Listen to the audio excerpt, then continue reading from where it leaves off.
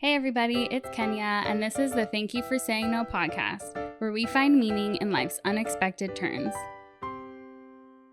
Tony Morrison, welcome to the Thank You for Saying No podcast. Thank you so much for having me, Kenya. I'm excited to talk today. I'm excited that you're here. Yeah. So you guys, for all the listeners at home, you're in for a really special treat today. Tony Morrison, he's just incredible. He's an Emmy and a GLAAD Award winner. Yep. Okay. And he's also worked as a producer on Good Morning America, ABC, CNN, Time, and Life. And do you host? Is it a podcast called? So I have a web series that will be soon a podcast. You heard it here first. But yeah, I'm never bored. Yeah. As you can imagine. Yeah. And is that called Truth Be Told? Truth Be Told, yeah. Okay. And I think we'll get into that later. We absolutely will. Okay, good. So today we're going to talk about Tony's incredible journey choosing to publicly disclose and share his HIV status and how that's changed his life and really paved the path for others as well. So let's just get right into it, okay? Yeah, please. So let's start with your no moment. And here on the podcast, we call no moments like times where things just didn't work out as we thought they would in a very life-changing way. Yeah. So I want to talk about your no moment. What was your initial reaction when you found out that you had HIV? Yeah, I mean, my diagnosis, the no moment for me was definitely an oh no moment for sure. Yeah. And an HIV diagnosis is 100% exactly as horrible as you think it would be. Mm-hmm. Full stop, hands down. Despite, which we'll also get into, the medical advancements that we have today and the life that I'm living today, the diagnosis itself was very rough. And this was way back in 2013, so 10 years ago. Mm-hmm. And which really wasn't that long ago, but I had just moved to New York City. This bright-eyed, bushy-tailed, I'm going to take over the world and be a famous photographer, all these things, right? So I had just moved to New York City. 6 months after I had moved to New York, I publicly came out as gay in a Facebook post, because that was what you did back then. Yeah. You posted it on Facebook, right? Where did you move from? I moved from Florida. I grew up in Orlando. Oh, Florida. Yeah. Okay. And you're a Florida girl too. Yeah, well, I went to law school in Miami. Oh my gosh, I went to USF for undergrad. Oh, nice. Yep. New York was my big move. Yeah. It was my suitcase in a dream. Right. Sort of mood. I had family up there. My mom's sister, my aunt I lived with in Staten Island. It was a 2-hour commute into the city one way. And I don't talk about my first job. Yeah. For real first job a lot. But yeah, I was doing some freelance photography, shooting weddings for friends from college and doing fashion week and getting into that sort of space. And my first legit job was folding clothes on Fifth Avenue at Lacoste. Oh my God. And I have to remember, incredible. I was making like $12.50 an hour. And I was like, God. Oh my God, I've made it. Yeah. I'm making so much money. I'm living the dream. It's like just to give you the mindset of the kind of 22-year-old mold of a person I was when I moved there. Everything was great. 2 hours into the city, just doing it. This is the life. Yeah. And so that's the mindset that I publicly came out with on this Facebook post. And then a few months after that, I found out I was HIV positive through a take-home test. And I did a take-home test because it was really interesting. My experience, I had a really good group of gay friends, and there was a big push for testing in the city at the time. And it came up over brunch, like, we should go together and get tested. And I'm like, I don't know if that's fun. Yeah. So I sort of declined out of that. I don't know if it was one of those crazy brunch conversations. Yeah. But that did inspire me to get tested. Yeah. And I discovered that at a local Walgreens, just right at the checkout in the pharmacy, there's take-home tests. And I took that and did it. And it came back positive. Wow. And I just remember being very emotionless. Yeah. I wasn't angry or sad or thrilled or anxious or I need to get care right away. I would just remember being very cold and alone and very just a lack of emotion altogether. Like almost numb. Like that. Numb. Exactly numb. And I just kind of took that evening and just went to bed, lights out. Yeah. And dealt with it the next day. The best I could, the best I knew at the time. So what did you do next? So I didn't tell anyone for 3 days, Mm-hmm. number one, but I started obviously as a take-home test, I wanted to get the real lab test and everything done. Mm-hmm. And part of the challenge of that time, I remember, which is so different from today, is there really wasn't a solid, what we call today as a continuity of care. There's a push to get testing, but no information about what to do if. Yeah. Or how to have that conversation with friends who do. Yeah. These friends of mine who wanted to go as a group to get tested. Yeah. There was no messaging or information for them to know about what to do if one of those friends in that group getting tested would test positive. Yeah. And then there was lack of education about what to do if, where to go, who to go to.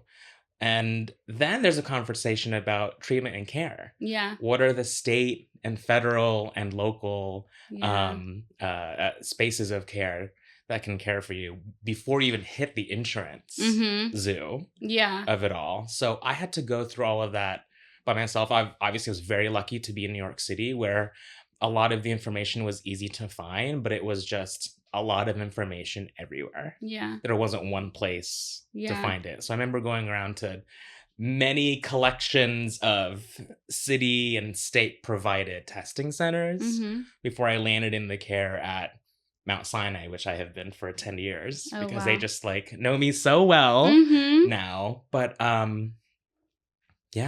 How was it for you to go to the doctor at that time? Were people willing to explain to you what was going on, or how was that for you? In the beginning, I definitely felt like a number, even in New York City. They test for everything, right? Yeah. So it was just here's your result, here's who you call next. Yeah. There wasn't really a time for one-on-one care. Yeah.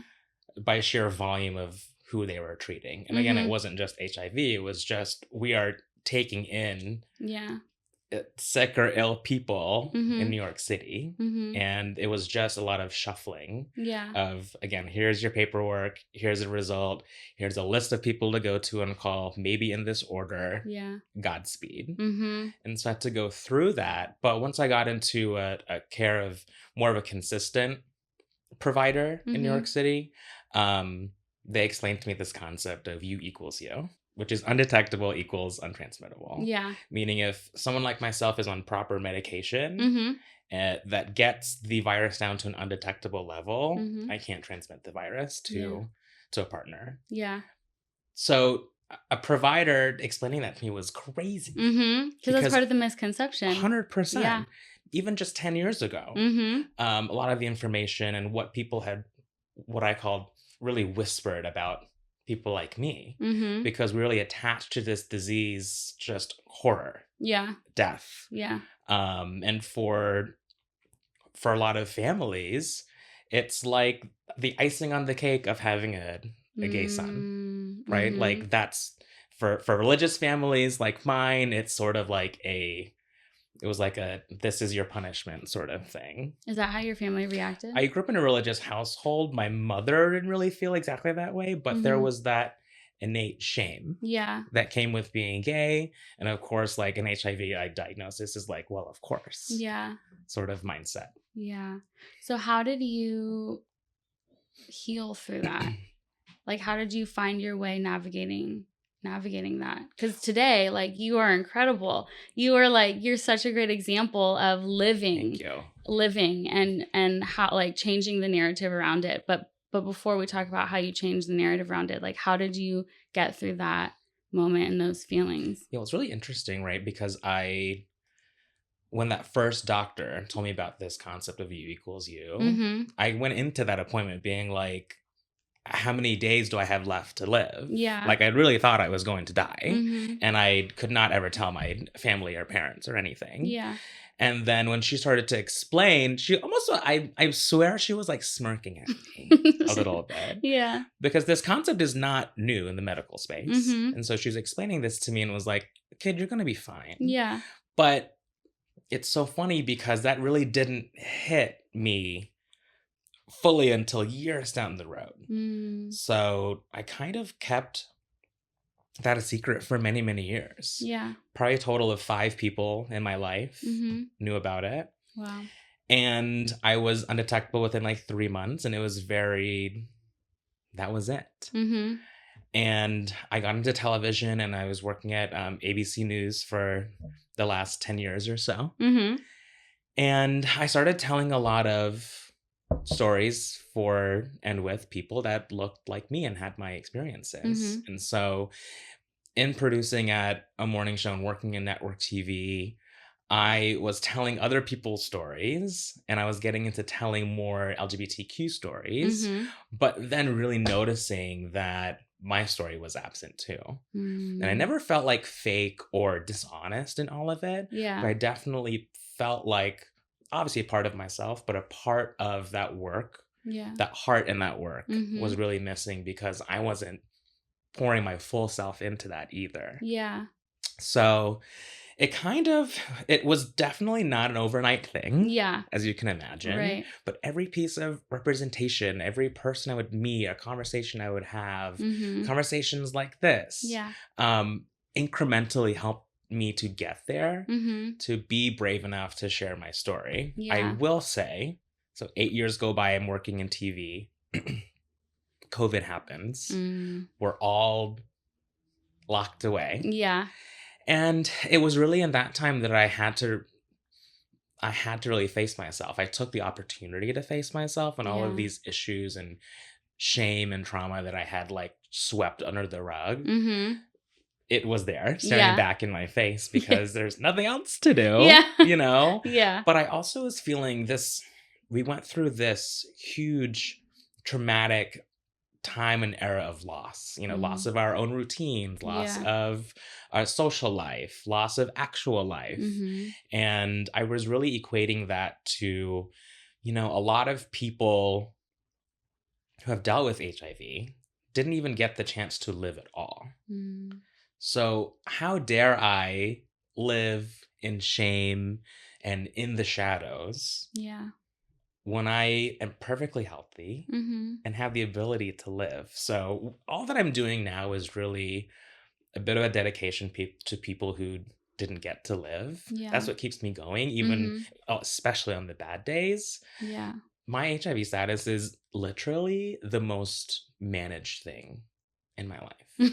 I have a harder time trying to get a text back than dealing with my status. Yes. And that's the reality and the beauty of living with HIV today when you have access to treatment and care. The access part is probably a whole other podcast episode. Yeah. Yeah. But for me right now, the healing came in just living in the present. Yeah. And looking at my life as it was in that moment. And I did that audit of sorts. And I was like, man, I built a really good life for myself. I have a pretty cushy job. I have family and friends who love me unconditionally, like actually. Yeah. And I'm on a really good trajectory. There's actually not a reason at all that I should not do this in terms of sharing my story in a big way. Yeah. I felt like I had to do it publicly and in the way that I did because that was the space that I was in. Yeah. I was running a storytelling team at a major network, and I had a bit of a profile and a platform myself. But, my advice to people is that you don't have to have a platform. Like, you are a platform. Yeah. Your voice matters. And it doesn't matter how many people you think your story will reach. Your story is your superpower. Yeah. And it takes a lot of guts to tap into that. But once you're tapped in, it's like you're unstoppable. It's time to fuck shit up. Yeah. Yes. So where did you find the strength to come out publicly with your diagnosis? And really, like, how did you find that within yourself? Because you touched on that a little bit, but tell us more. Yeah, I mean, it was like it was a lot of soul searching. And I will confess to you, the essay idea that I finally landed on was not the plan. No. And the funny part of that is none of this was ever the plan. Yeah. I moved to New York actually to be a fashion photographer. And then I fell into television by accident. I went to business school when I was in college and failed finance twice. Like, nice. I literally can't count. So I'm just like, everything that I have ever done was just, the foundation of that was always just to do the next right thing for myself. And I just got to a moment to where I was cornered by myself. And I knew that I couldn't break into the next level of my life and career and all that comes with that without dealing with this first. It got to a place to where this had become so big in my head. I had created such a narrative over the last 8 years at the time. 8 years of lies and shame that were completely untrue and unfounded. 100% not true. And I had let that build up to a place where it started to affect me materially and physically. Yeah. And so once, I have to tell you, like when that essay dropped, just that moment. Yeah. So we worked on this essay together for a few months. Who? So my editors and I at ABC worked on this for months. And I was like a little timid to put that out there to them.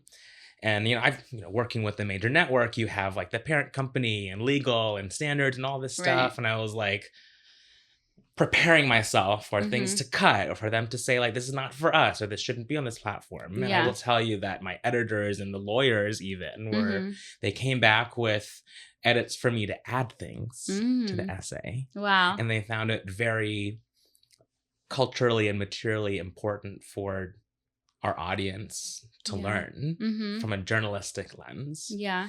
And they asked me to expand on some things. And I was like, you want me to talk more about this? Why is this crazy? So I knew then that it was right. Yeah. And that this was the right way to do it. And for the listeners at home, the essay he's talking about is his story coming out with your diagnosis, and it's the most beautifully written thing you'll ever read. And it made me cry at Starbucks. I read it at Starbucks, and I read it to my dad, and it was just so touching because I think what resonated with me is you breaking the barrier of yourself and just living and being who you are. And that really resonated with me because I've found that I have trouble breaking through my own barrier, and I limit myself. Totally. I would say that's the most fascinating thing to me about this whole experience is how it's connected to people like you. In that this exact experience was completely not yours, but what it meant to you, to what brought you to tears, what made you share it with your dad, what had you invite me on for this show. Those are the things that I can't apply the right words to. Obviously in gratitude, but in hindsight, if I'm asked a lot of times, was it worth it? Like those are the things that are worth it for me. It's the experiences of other people like yourself who are getting impacted by my story, even though an HIV diagnosis specifically is not that experience, but it moved you in a way.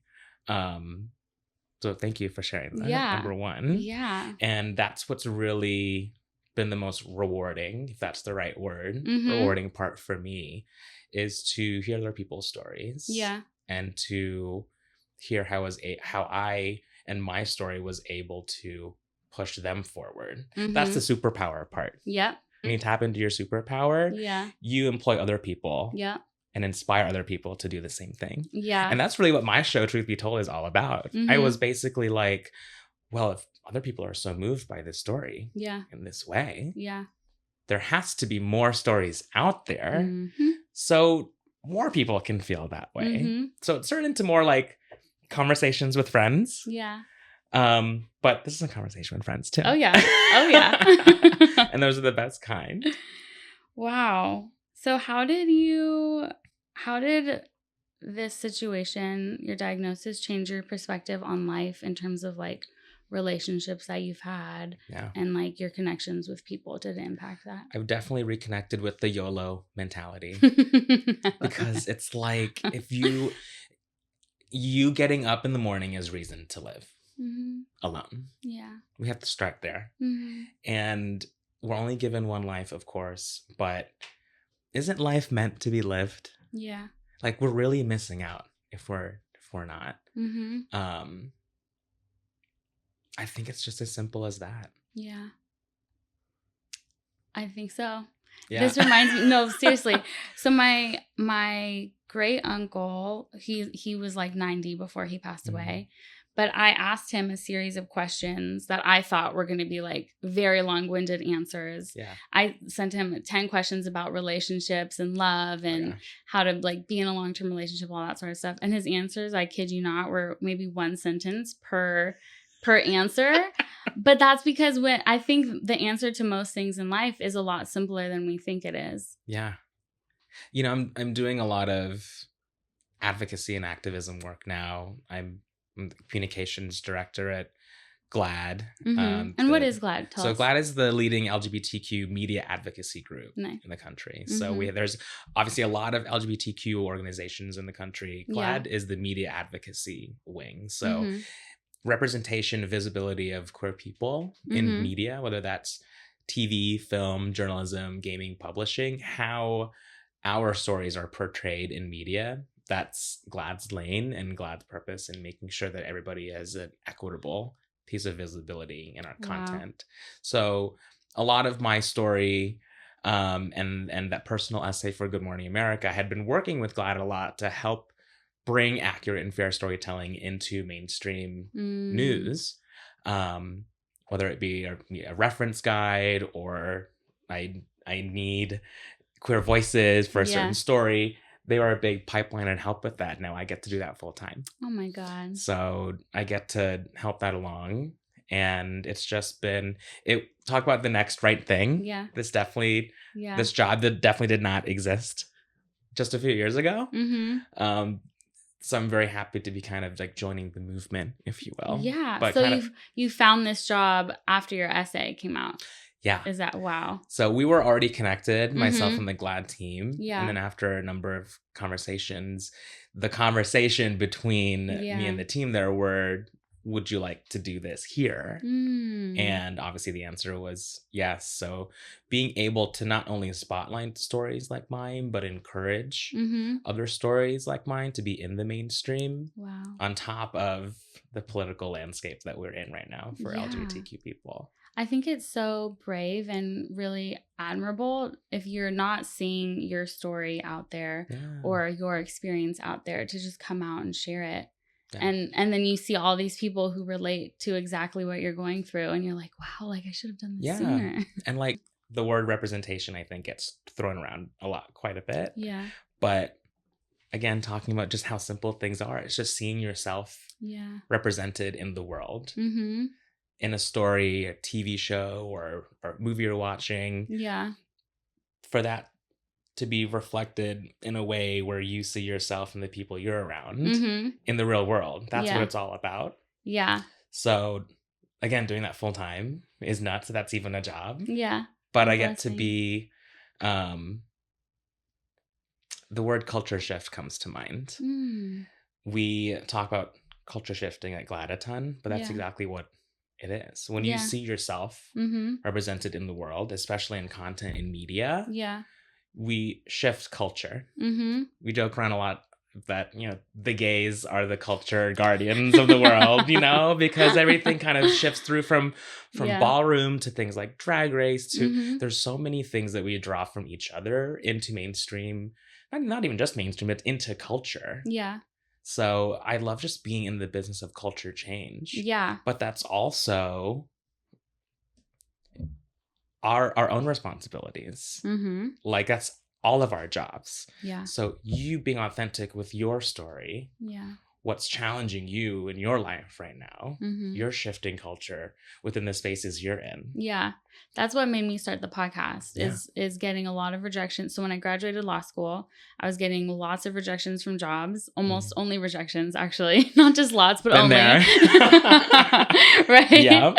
And so I had this, big dream of working in Washington, D.C., doing environmental law, but I didn't make it. I didn't get any offers, no interviews, no nothing. So I was like, okay, let me what's going let on? me rethink. Yeah. Yeah. And so I just remember telling myself after every rejection, one day I'll be glad this isn't working out. I'll be saying thank you for saying no one day. So then I started this podcast looking for my own inspiration. And it's been, through all the interviews we've done, it's been so inspiring how each person has navigated no moments, right? And even had our own no moments where we say no. And I feel like that is kind of part of your story too, is when you decided to say no almost to hiding, right? Yeah. And not living in shame anymore and just really coming out. So you had two.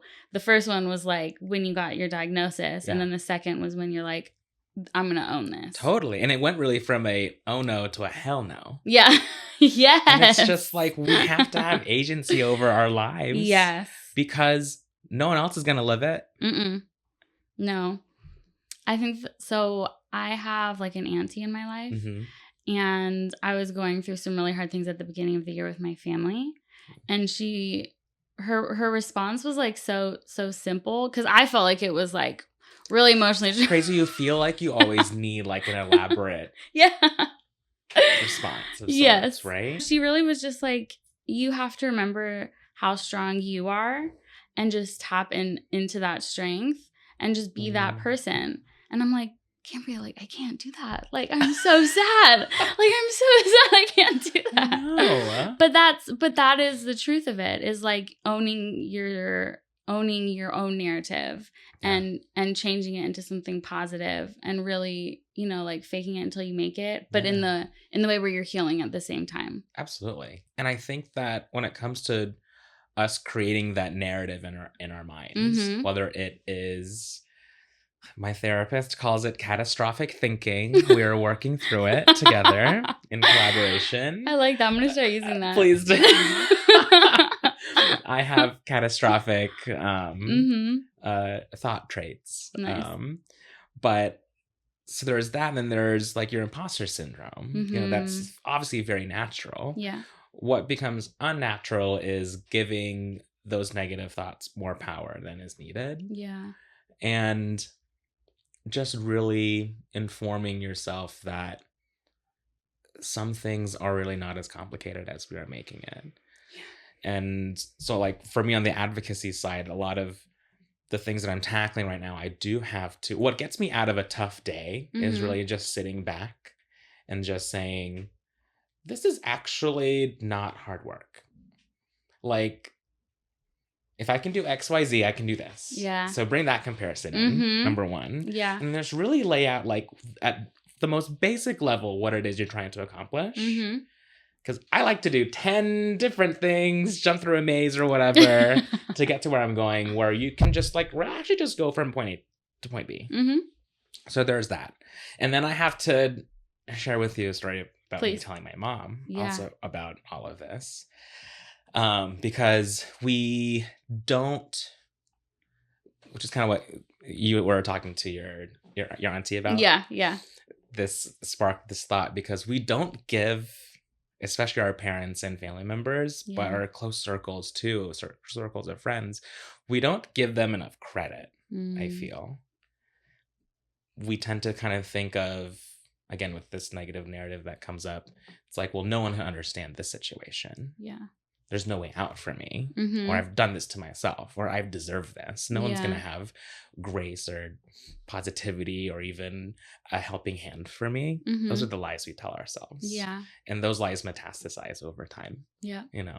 But part of me releasing this so publicly was for me to actually push myself into a corner again to tell my mom, because I'd never told my mom about my status or anything. Really? And I tried to many times. The words just You couldn't get failed it to out. come out. Yeah. Like I literally just, it would not happen. Yeah. And so I felt like, okay, if I lined up this very public thing, everyone's going to know about it. Mm-hmm. So here it is, publish week. And my mom didn't know. Mm-hmm. So story goes out. The next day, Mm-hmm. I get a text. Mm-hmm. And it's just mom. Pops up on my Mm-hmm. phone. I'm like, oh God. And the text is just, do you have anything to tell your mother? Question mark. And I'm like, oh God. And I didn't respond to it for hours. And yeah. I was like, okay, well, this is the moment you had crafted for yourself. Yeah. Talk Yeah. about catastrophic thinking. Right. And so we had a phone call. Mm-hmm. And she said, you know, I read your essay 3 times over. Mm-hmm. And I could not believe what a strong son I raised. Yeah. That was her response. Mm-hmm. And I was beautiful. like, what? You're not like, what? Yeah, not what now you were you're coming at me with expecting. love. Yeah. What is this? Excuse me? And so we had, ever since that conversation, we've kind of had this no secrets with each Yeah. other conversation. Wow. So our relationship has benefited from me just being authentic. Yeah. But we don't give our parents and our family around us, family who raise us, like Yeah. enough credit, I think. Because I tend to forget Yeah. they lived a completely other lives before us. Yeah, they you did. know? They really So yeah. there's that part. Yeah. But I think, you know, we're powerless over other people. But the one thing that we can control is ourselves. Yeah. And when you live authentically, in my experience, when I've lived authentically and lived in my truth, those around me are forced to adapt to however I, you know, feel true to myself. And that sounds like what you did. Like you were so honest and so vulnerable and so real about you in your essay. Like, how else could you respond? Like, you know, like your mom reacted to your greatness. And I just, you know, for the listeners at home, I think if you're feeling like you're feeling stuck or you're not sure, like always own your truth and always live in your truth. And the rest will adapt how it's supposed to. Totally. No, thank you for that. Yeah. It's very, very kind. Yeah. Very sweet. But it's also, again, like it's an incremental thing. Mm-hmm. You shouldn't have to feel like it all happens overnight or you have to have a public moment, right? Right. Yeah, no, these things take lots of time, lots of healing, lots of therapy, lots of talking. It's definitely one of those. Yeah. I couch this in the cliche, you'll know when you know. Mm-hmm. So how did it feel when you were writing so authentically, but working with editors and lawyers? And, you know, you touched on how it was like they were really supportive and wanted more. Yeah. But how was that for you? So I was pretty shocked because I was plucking things from my mind. Yeah. I just needed all of this to leave my brain and to get on paper. Mm-hmm. And for it to be an essay or an article was never the iteration. I just knew I needed to write. Right. And so when it became an essay and something I took as an idea to my editors, they really did handle it with care. Mm-hmm. And as I was saying a bit ago, they wanted more. Yeah. And that's when I was like, what? Mm-hmm. That's when I knew that this was right and what I needed to do. Yeah. On the topic of saying no and being authentic and the challenge of being authentic every day, I think a lot of us can be faced with saying no to our authenticity when it's right in front of us. Yeah. So I was given that chance to say no to all of this on the day this was published. And we had a plan finally, and we were going to publish it. Mm-hmm. And my editor calls me first. Everything was buttoned up. It was the day of. Mm-hmm. My editor calls me and she goes, hey, so just want to make sure you're okay. Check in with you. My mouse is over the publish button right now. I just want to make sure this is what you want to do. Yeah. And I just remember there was a very long pause. And I did the dramatic look out the window and had that micro thought of like, do I really want to do this? Mm-hmm. I could do it tomorrow or the next day or whatever, but do I really want to do this? And so I went back to her and I was like, yeah, let's go for it. And it came up on the website and I could just feel a physical weight came off my body. Wow. It was, I will never forget it. Yeah. It was just, I felt like a new person. What I likened to maybe seeing color for the first time. Yeah. Sort of feeling. Yeah. But I just remember a weight just come off of my body as soon as that was live on the website. Because you were like finally just free almost. Completely free. Yeah. You didn't have to hide anything. Yeah. Because it was also all out there. It was. So, and now I just go about my life now with nothing to hide. Mm-hmm.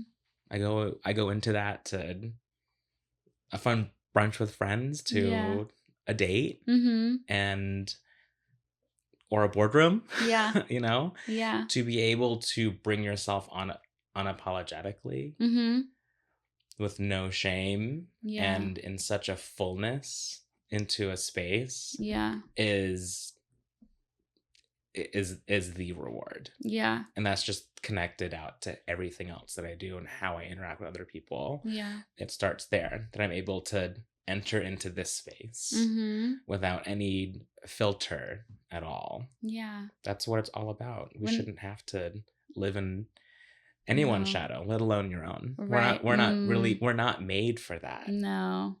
When you really when you accept yourself, because I think the biggest hurdle is like our own self-acceptance. Yeah. Like, yes, it's hard, but when you accept yourself, then it doesn't matter what other people... Especially the bad stuff. Yes. Especially the dark stuff. Yeah. Especially the messy stuff. That's what creates change. Yeah. I think, is owning the messy parts. Yeah. Dr. Brene Brown. This will not be a Tony Morrison moment without a Dr. Brene Brown quote, but gosh, she studies shame. And I really got to know more of her work, obviously, in this space that I'm in. But she has this incredible quote about shame that where she defines shame. And it's something like, shame derives its power from being unspeakable. I think I've read that. Yeah. And it's like, yeah. So what happens when we speak on it? It loses its power. Yeah. And it really is just as simple as that. Yeah. We should write a little like quick like toilet notebooks when you're, when you have like simple life, like it wasn't there, but we should make a new one. Yes, I'm down. Okay. I'm down for the co-authoring. Done. I love that. So what message do you hope to convey to listeners who may be struggling with their own sort of inner challenges, whether it's also HIV or like struggling with being authentic and releasing their true self? Well, hearing how you reacted to it really moved me. So thank you. Yeah. And man, what I want to say to people who are dealing with their own demons, and listen, this is not like I'm speaking as a demon-free person. Yeah. Okay. But I think it's really as simple yet complex as there's never going to be another you. Yeah. There's never going to be another you. So whether you burn that opportunity to live authentically, or you wish you would have done something, said something, stepped into a space in a certain way, there's never going to be another you to do that. Yeah. So this is not to guilt anybody. Right. But I think that's really tied into empowering you to own not just your space, but your fullness as well. And to just be encouraged, because there's also no one else that can do the things like you or how you do them. I like how you talked about superpower. Yeah. Like having a superpower. And it's so interesting because on the last episode that I recorded for this season, one of the questions that like got triggered back to me was like, what's your superpower? Oh, man. And I think finding your superpower, it's like kind of finding your purpose. Yeah. And that is a whole journey in and of itself. But once you have identified your superpower, that's your superpower. Like you are unstoppable. And so it's really beautiful that you've found that. Totally. You find your purpose, you find your place, you find your voice. Yeah. All of it kind of falls into place. Yeah, it does. Yeah. So what are the positive things? I want to hear you crystallize them. Some of the positive things that have come since your diagnosis and being open about everything you've gone through. Well, I am dating someone. Ooh. This is the soft launch. I know you're watching, listening. But no, a quick beat on dating. It was in the beginning really hard because that lack of education we talked about existed. And can you educate people briefly on the difference between HIV and AIDS and how to treat? So for those who don't know. Yeah. So HIV is the material virus that can infect someone when it affects the body to a point, it becomes AIDS. So HIV and AIDS are not the same thing. Right. AIDS is a result of untreated HIV. So there's lots of misconceptions. And in parts of the world, I will also say parts of the country where there is a lack of treatment and care, there is an AIDS epidemic. Yeah. And issues with that and how we're able to grant people that care that includes being able to become undetectable. So that's the crucial part, is expanding care and treatment to people. Yeah. Especially in prone areas here in the US South. Yeah. Especially. And, on that, we have some interesting research data at GLAAD that shows about 49% of Americans feel like they're knowledgeable about HIV. That's not a lot, though. That's right? Half of Americans. So just under half of Americans here in 2023. It sounds like a lot, but now that I'm thinking about it, it's not really a lot, because totally. But my point there is, if just under half of Americans feel knowledgeable about HIV, where are the other 50% learning about it from? Yeah. It's through media, it's through culture, it's through conversations like this. It's also through, polarizing politicians and misinformation. So what will overcome and break stigma, especially HIV stigma, is obviously education, treatment and care, and conversations like this, but normalizing conversations like this too. Yeah. Okay, back to dating. Soft launch. And we're back. That was not planned at all. A tease. I won't say much other than my outlook on dating has really changed.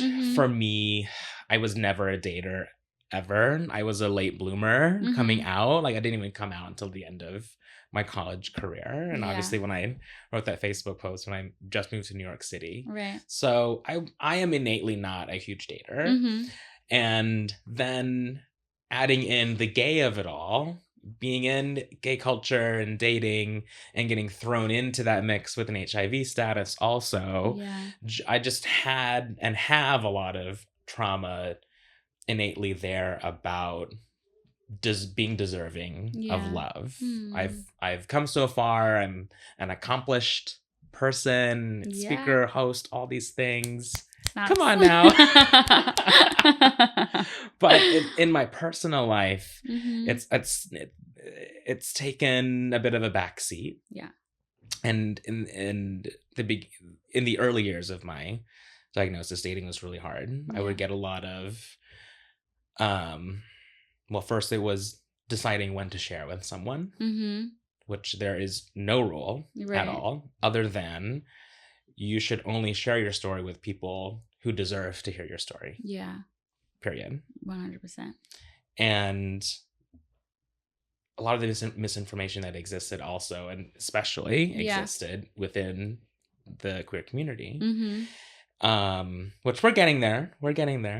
But I got a lot of, wow, that's not really for me. Yeah. Sorry. What do you mean not really for you? What about me? Yeah. Or what would my parents or family think if I dated someone who's HIV positive? Like, what do I mean? What about my family? Yeah. Like what? So we've come a long ways in terms of, those are just my experiences, but I definitely have noticed in the last few years how that shifted, and people have been a lot kinder and more accepting and more asking the right, quote unquote, right questions. Yeah. But yeah, I am dating someone, and I think the challenging part is they do L-word me for who I am, and it's really freaking weird. Yeah, don't say that word.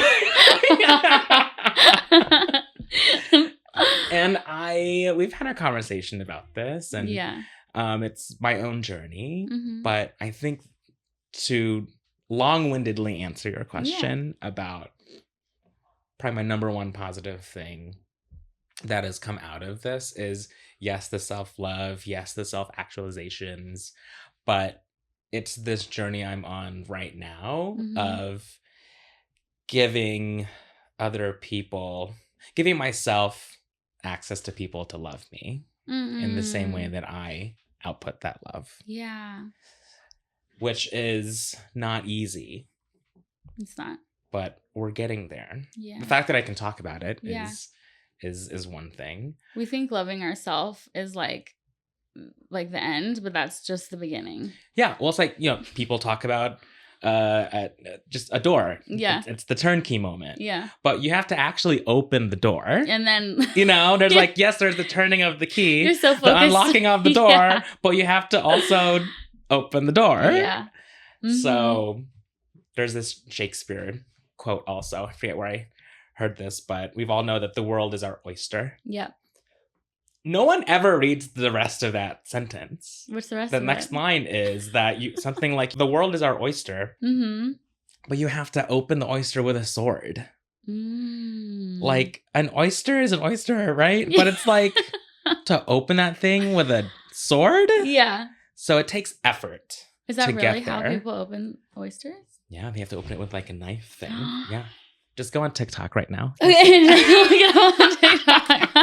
Everything's I'm about to TikTok. ruin everybody's algorithms right now with oyster opening videos. That's hilarious. Yeah, no one ever talks about how things are not just given to you. Things can be an opportunity can be handed to you, right? An opportunity to see yourself in a different way. Yeah. An opportunity to see yourself how others sees you. Opportunity for other people to... Yeah, how others see you. Yeah, you can cut that saying? part out. Yeah. Okay. But you have to do the work. Yeah, you have to be ready for it. You have to be ready for it and actually follow through on yourself. Yeah. I like how you said that the positive thing that you've learned. So let me see if I summarized it right. The positive thing you've learned is the ability to be loved. Yeah. Yeah. And something about the podcast that's been really interesting is how, like, for me, I was really looking to inspire like the community and looking for my own inspiration too. But we've really built this like little community here.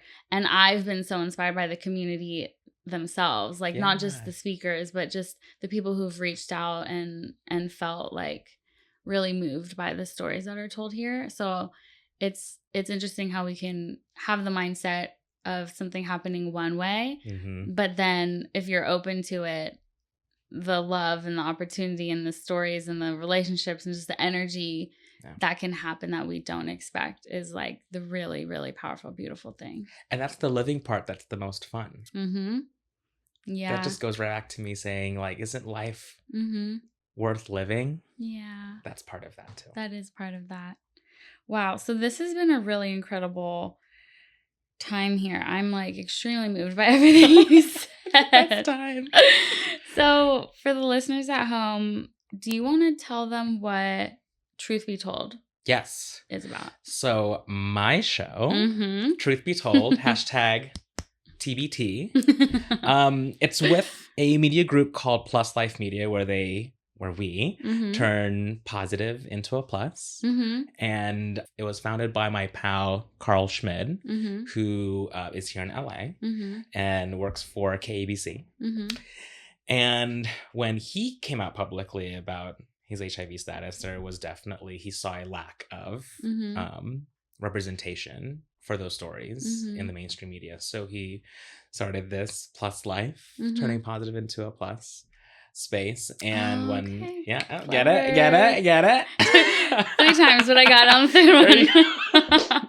And isn't that like your superpower, right? What we're talking about? It's turning a hardship into a positive, into a plus, right? Yeah. So my beat is truth be told, obviously, coming forward with your truth, and hearing other people's truths. Because I was so moved by how other people were moved by my story. I was like, well, we have to keep this going because there's more out there. We have to keep setting people free from themselves, you know? So free from themselves. Come on now. We'll have to go to church now. Oh my gosh. But it's been really inspiring. I was saying earlier, it's become conversations with friends. Yeah. But it's conversations like this that you don't get to have every day. So I'm really excited to keep that going. It'll be coming back soon as a podcast. Yay. Just announced. But I'm excited to have more of those conversations and to really talk about how people have overcome a myriad of difficulties and challenges. Yeah. I had a season recently with accidentally actually predominantly trans women, trans friends of mine, talking about their experiences. And the one soundbite that I remember most is for many trans people, it's really about a thrive or die. They don't have a choice but to thrive because the alternative. Yeah. So that was really powerful to me. And those are the conversations that really inspire me. Yeah. To be like, yeah, I'm on board. I'm going to thrive or die too.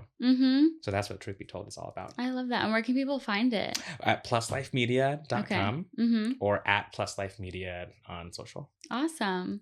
Wow. Okay. So I need to summarize this really quickly because we touched on a lot. Oh my gosh. And I loved it all. Went a few different directions. And I loved every single moment of it. So you had your 2 big moments, right? When you got diagnosed and then when you decided to like reclaim you. Yeah. And I love how you reclaiming you and being authentic and through that essay actually led you to a job. Isn't that wild? Yes, I love that part of it. It's like, you want me to do what full time? This work? Yeah. And I'll say it in mainstream media. It's not a negative, but for advocacy journalism and telling these stories as a full time, there is a ceiling because you're working in network news, right? So the fact that I was able to meet that ceiling but continue the work in this capacity, but also still work with all of my friends. Yeah. From the network and other outlets where I was working at. Yeah. Is incredible. And I could not have written that myself. Yeah, no. Like that's what I was really trying to point out to the listeners is like, we talk about how the unexpected turns can turn out better than we could have ever imagined. 100%. Wow. It's really not up to us to plan our life. Yeah. It's just our jobs to live it. Thank you so much for being here. Appreciate you, Kenya. This was an incredible episode. Thank you. Follow and subscribe to the Thank You for Saying No podcast, and you'll get every episode as soon as it's released.